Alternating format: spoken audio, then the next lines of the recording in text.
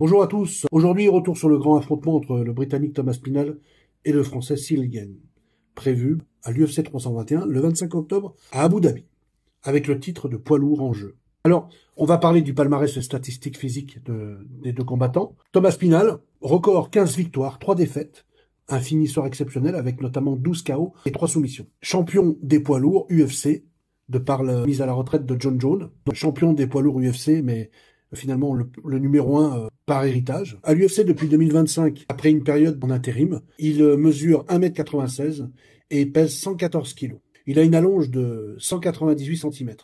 Cyril Gane, il a 13 victoires, il a seulement 2 défaites, ex-champion intérimaire à l'UFC en 2021. Il mesure 1m93 et pèse 111 kg, un peu plus léger que Thomas Spinal. Il a 3 kg en moins. L'allonge est de 206 cm. Pour résumer, pour faire un comparatif, Spinal, par exemple, 1m96, 114 kg, 198 cm d'allonge. Gane, 1m93, 111 kg et 206 cm d'allonge. Donc il a une allonge plus longue que Aspinal. Donc Aspinal devra se rapprocher un peu plus de lui s'il veut percuter. Aspinal est légèrement plus grand et plus lourd, de 3 kg. Tandis que Gane compense avec une allonge, finalement, plus importante. Les forces, les faiblesses de chacun de ces deux combattants. Thomas Spinal, alors l'atout, c'est des finitions ultra rapides, une moyenne de 2 minutes par combat, une puissance explosive, solide, base en lutte et en jiu-jitsu puisqu'il est ceinture noire. Le joker cardio, explosion, remporté tous ses combats jusque-là, au premier round, par knockdown et finish, au sol, en ground and pound. Très peu testé dans les combats au-delà du premier round d'ailleurs. On pourrait presque dire finalement qu'il aurait un point faible peut-être en cardio. En tout cas, il a intérêt à avoir un bon cardio avec Cyril Gane.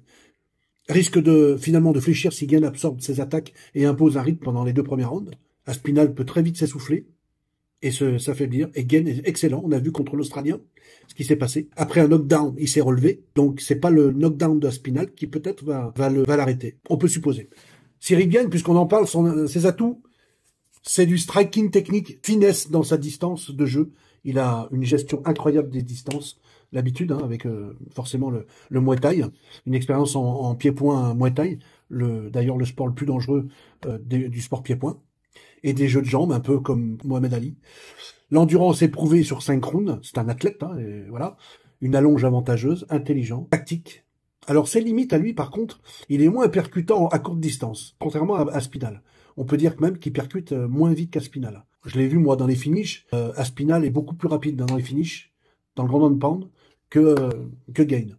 Alors, ça veut pas dire qu'il tape pas fort. Peut-être que Aspinal a besoin de percuter beaucoup plus pour éteindre, que Gane n'a pas besoin de percuter de beaucoup pour éteindre quelqu'un. Pas de KO significatif contre un top 3 depuis Ngannou.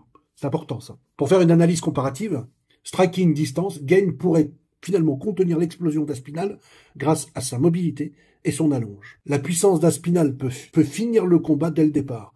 C'est le réel danger que Gane peut avoir. Et le ground and pound rapide en finish de Aspinal, qui est très dangereux, parce que là, tu as intérêt à te relever rapidement, parce que tu vas te prendre une rafale de coups à une vitesse incroyable. Aspinal est très explosif et rapide de ce côté-là. Et il est très motivé aussi. Stratégie, Gane doit esquiver, jouer les angles et allonger. Aspinal doit foncer, fermer la distance et finir très vite. On va passer aux pronostics et conclusions pour ma part. Aspinal est favori. C'est pas une surprise. S'il impose son rythme dans les 2 premières minutes, Gane a ses chances, par contre, s'il dépasse le premier round et installe son jeu sur la durée.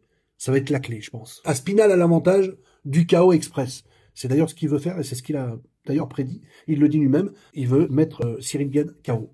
Et il peut le faire. Gane, lui, mise sur sa technique finalement, parce que la durée et l'endurance, parce que c'est son point fort. Thomas Spinal est le favori si la frappe tombe vite. Mais si Cyril Gane réussit à éviter le désastre initial et à tenir au-delà, il pourrait se révéler plus dangereux qu'on ne le croit. Alors rendez-vous le 25 octobre à Abu Dhabi pour savoir qui restera debout. Merci à vous.